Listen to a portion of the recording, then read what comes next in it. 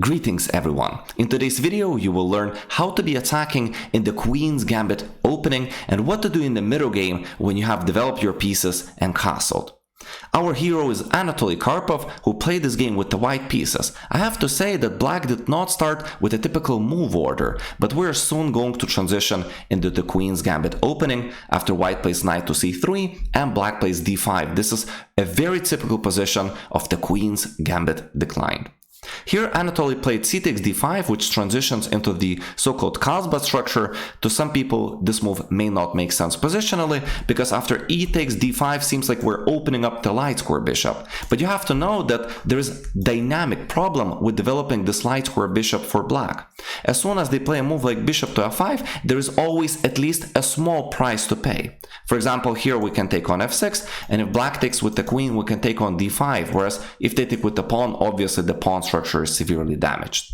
So first black plays c6 or bishop e7, and then after e3 again there is a small price to pay if black plays the move bishop to f5. Over here we can play queen to f3. After bishop g6 we can take on f6, and in this position, even though black has developed their light square bishop, white is also happy because of this damage that they imposed on black.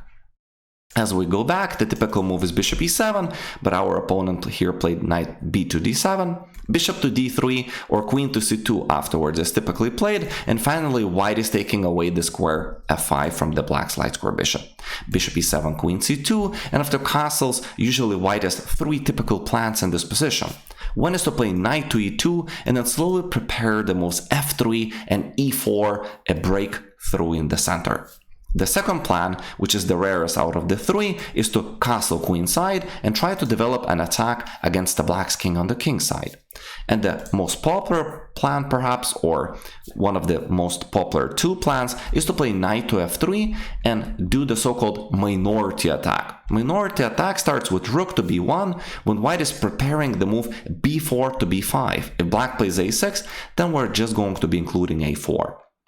The purpose of the minority attack is to create a weakness in opponent's position on an open file. You could see that now if we go rook c1, we simply aim at the c6 pawn which is guarded. But if we play b4, b5 and we have a capture, then after we go rook c1 and perhaps even put more pressure on the c6 pawn, that's a legitimate weak pawn because it won't be guarded by other pawns. Here black plays knight to e4. This is a typical maneuver in the Queen's Gambit decline for black, where the knight seems to be hanging three times, but there is a discovered attack that black develops against the dark square bishop. And after we take on e7, there are three defenders on e4 for black. Here white plays b4, and typically black enjoys including the move a6, because after a4 and b5, once they take away the a pawns, black remains with the rook on open file, since white has played rook to b1 in order to support b4 to b5. We have bishop f5, finally the black's light square bishop goes out, and you can see how white is moving the pieces to the queen side, preparing to subsequently attack one of the weak pawns that we're going to be creating on the queen side. Knight to g6, we have massive trades.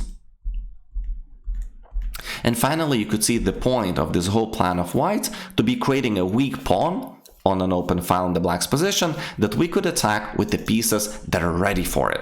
So for example, if they take with all the pieces, we're going to try and win the b pawn of blacks and then enter perhaps a technically winning position or very close to technically winning position for white.